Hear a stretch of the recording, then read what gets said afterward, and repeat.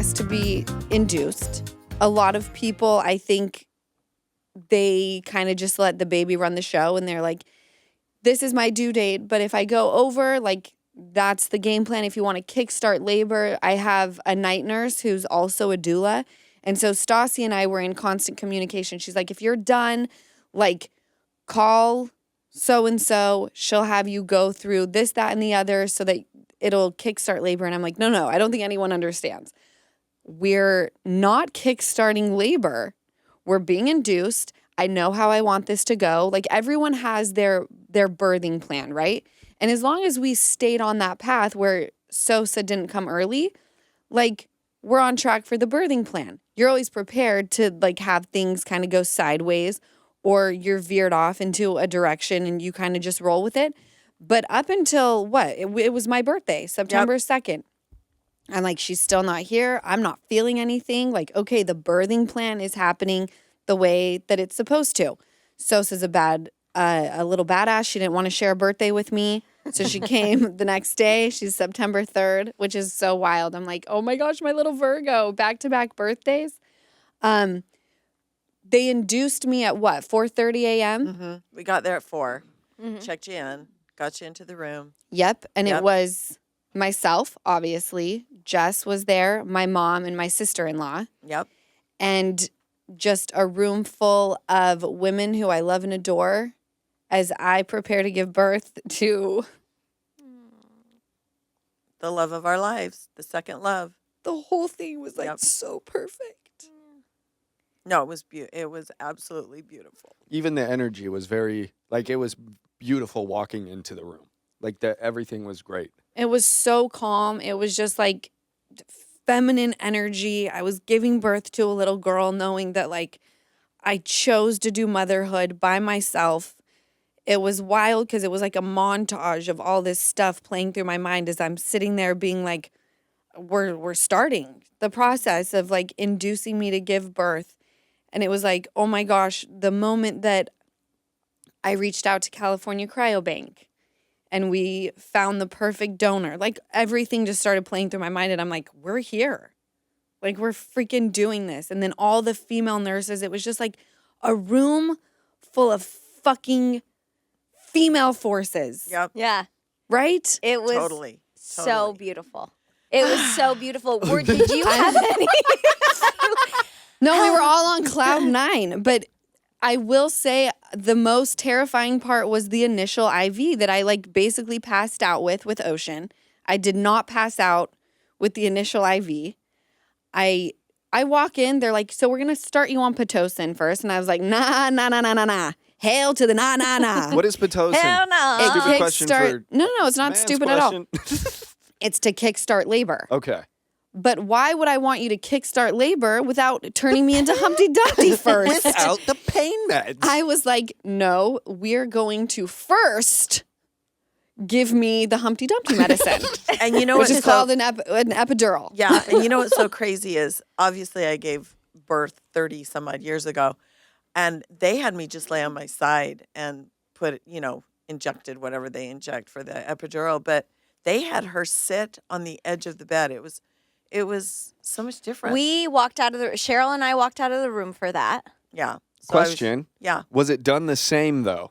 What do you that mean? Makes sense. Like, you were on your side, you're on the edge of the bed, but was the procedure still the same? Just the sitting was different? I'm sure it was. I didn't see the procedure because obviously I was turned on my side when I gave birth. They shove a giant needle into your spine. In your spine. Yeah, I did not want to watch hers because that's a little I can't imagine why. Terrifying. Did you have any, so you said with the Ocean, you had, the IV, you passed out. Did you have any negative experiences with this one as far as those or no? With the epidural and the initial just like thing that they put in to continue giving you whatever. The IV. Right, the IV. Mm-hmm. I'm asking because I'm like, does she want to talk about it? Yeah, I want to. So all is good. I don't pass out for either of the things that I thought I would. And then they come in and flip me on my back. And I think I talked to you guys before when I went to my final doctor's appointment with the anatomy doctor. he put me on my back, and I was like, I'm passing out. He had me turn on my side. He acted unfazed.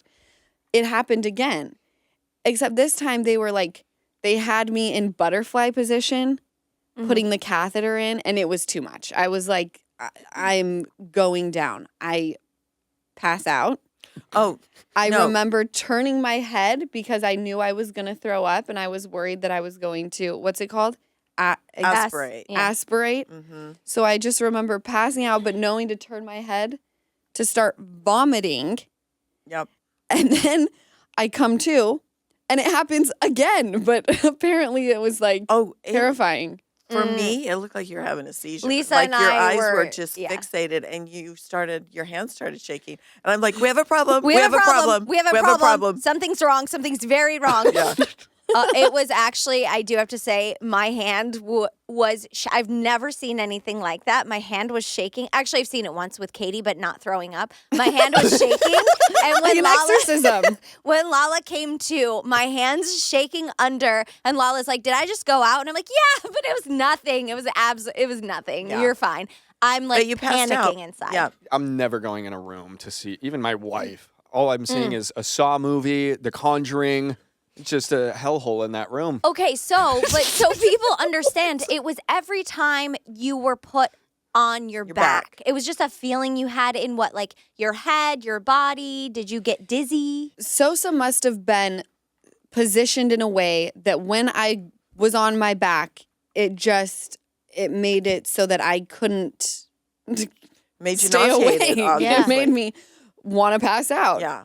And so I told them, I was like, I have to be on my side.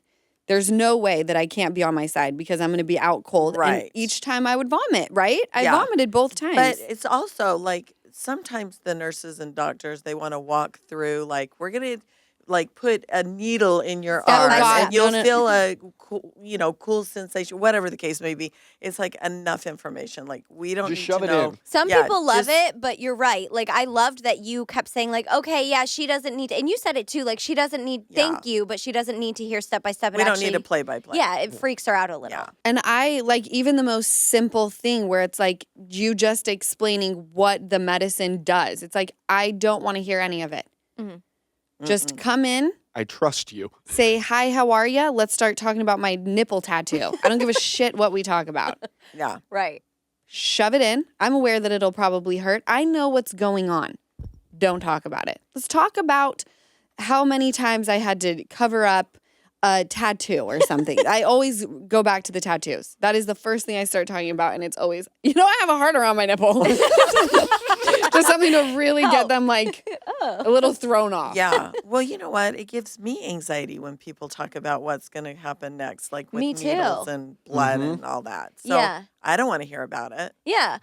But other than that, those were really, that was really like, and those were small hiccups, but that was like, unless I'm forgetting something, that was really the only hiccup. Yeah. I yeah. would say the bigger thing for me was them inducing. With Ocean, I was induced at I got there at 8 a.m. and then I was hungry. So they were like, we can wait until 11.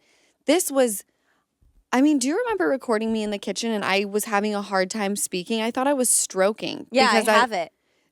I could not talk. Wait to Why see though? Were I you think just- I was exhausted. It was like I tried to go to bed. That Well, started hap- we're not morning people. We're not. 4 o'clock in the morning, we are not morning people. We get sick if we don't get enough rest. Yeah. Well, And- that's true. I get sick too. Yeah. Like, it's not And good. Cheryl does too. Yeah, I was already feeling like I had a headache from not sleeping enough. And then I couldn't put together sentences. So the bigger thing for me was I was concerned about not being able to have enough strength to have a baby. Yeah. And you couldn't, I didn't know this, by the way. You can't eat. You can't eat.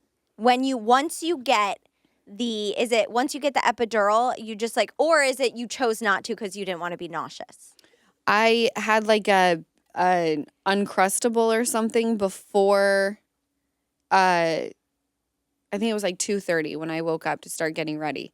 But But while no, you're in I- the hospital. No, I knew I couldn't eat. But they I gave didn't you know broth. that. They gave you You some could have broth. clear things. So they Yeah. gave me chicken broth, ices, Mm-hmm. Jello, all of the things that I did not participate in with Ocean Mm-hmm. that I did with this because I'm sitting in this room with Ocean. I had windows in my room. This one, I'm like, I don't know what time of day it is. It felt like weird times of day, and then we'd go out in the hallway and be like, oh my God, it's like 8 a.m., and it felt like midnight. No, Yeah. I know. It was very strange. It's weird. And I didn't want the lights on because I wanted to sleep. I'm like, I'm going to have enough strength to push out a human, and I'm worried I'm not going to be able to.